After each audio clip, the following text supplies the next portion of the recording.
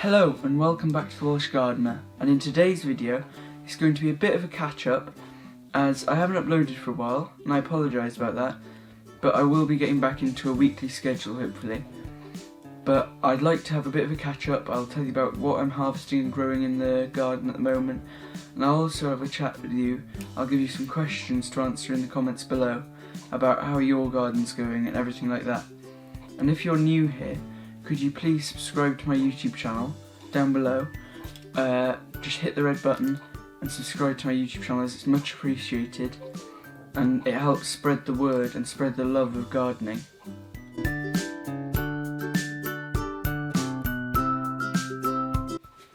So what I'm harvesting and growing in my garden at the moment. So what's growing that I haven't harvested yet is my sprouts broccoli, purple sprouting broccoli, my pumpkins, my giant pumpkins they are, so if I really feed them and water them a lot and are the perfect conditions, they can grow up to 400 kilos, those ones I'm growing, which is amazing. I've got runner beans, which I'm harvesting, salad I'm still harvesting, tomatoes, outdoor tomatoes and indoor. I've got potatoes that are growing ready for Christmas time. I've got some leeks I haven't harvested yet. I've also got cucumbers and aubergines in the greenhouse. So that's mainly my crops that I'm properly harvesting at the moment. But I've got lots of herbs as well which we harvest throughout the year, so that doesn't count too much. I've also been doing a bit of a trial in my windowsill where I've got this tray with compost in a tray, like normal, and I'm trying to see the limits of what you can grow in a windowsill. So I've grown a full head of lettuce at the moment, and it's been working and it's been tasting normal and everything like that. So that shows if you don't have enough space and you're watching this and you're still really interested in growing your own food, then you can get a plant source, so you can get a pot, and if you plant the seed or the seedling into it, then you can still keep it watered and everything and fed, and you can grow your own food in your own home. You can literally grow it on your kitchen windowsill, so all you have to do is go, pick it, and put it straight into the thing, and your food miles would be more like food centimetres. And that's how amazing growing your own food on your own windowsill is. So it's worth a try.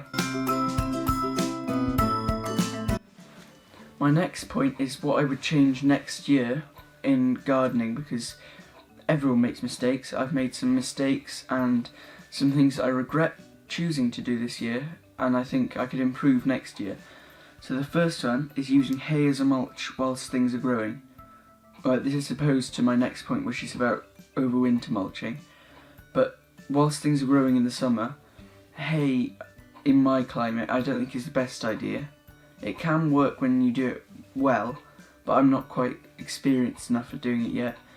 And when I used it this year, it got really damp underneath, which is good for the plants, but the slugs loved it as well, which is the bad side. So they ended up eating loads of my crops that I had in, which is just not very good. And I'm sure as gardeners yourselves, you'd know how much you don't like slugs, and we had loads of them underneath. But also, on the other hand, I quite think that if you want the predator, then you have to have the pest. So, as there were slugs, I have seen an increase in the frogs in the garden, and I've seen a couple of hedgehogs this year, which is great news, because really without killing them, that means that we're bringing in the other stuff that actually helps us in the garden. And that works the same with aphids and black fly and stuff like that, because really, people try and kill wasps because they sting us. But if you leave them be to do their job, they eat the aphids and the black fly and all pests like that.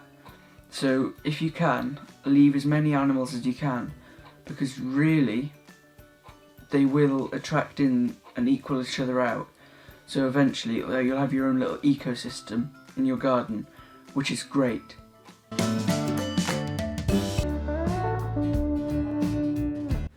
So I've got a quick tip for you now, which is that now, if there's nothing going in your garden, or in the next month or two, is a good time to get a cover over your garden.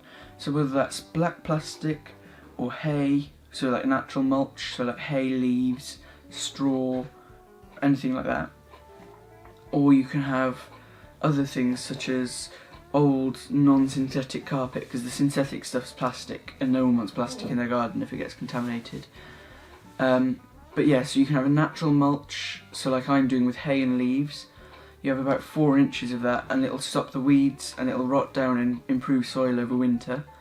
But you can also have black plastic, which is good, but with the plastic pollution at the moment, I'm trying to stray away from it. But if that's what you think is good for your garden, then go ahead and use it. Just make sure that you use the plastic for as long as you can and get the most out of it before you go and recycle it properly. So I'm using hay and leaves because they're a resource that I have for free in my garden and surrounding area that I can use on my vegetable patch without spending any money, and they're also environmentally friendly. So they'll improve the soil more so than you will with the plastic or rubber sheeting that you put over. So the reason you'd want to do this is because it stops weeds, so there's less work and digging to do in the next growing season, and also it means it can keep the soil temperature a lot hotter, so it can keep frost off. So if you want to grow things over winter, or if you're growing brassicas, it can keep it warmer, which means they'll grow better. So it'll keep the frost off. And I've seen this last year over winter, is that hay, you'd get frost on top of the hay, but then you'd look underneath and there'd be no frost at all. It'd be perfect, good, like fine soil. So that's some of the reasons that you want to use my quick tip this week, and that's why you'd want to cover your beds for winter.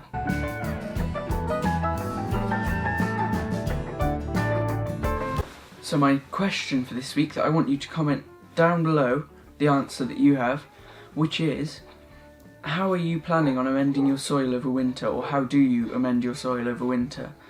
So I think this would be a good question, as in the comments we can bounce ideas off each other and have a bit of a community going, discussing different ways that we can all sort of amend our soils and make our garden a better growing environment for our vegetables next year. So feel free to comment it down below.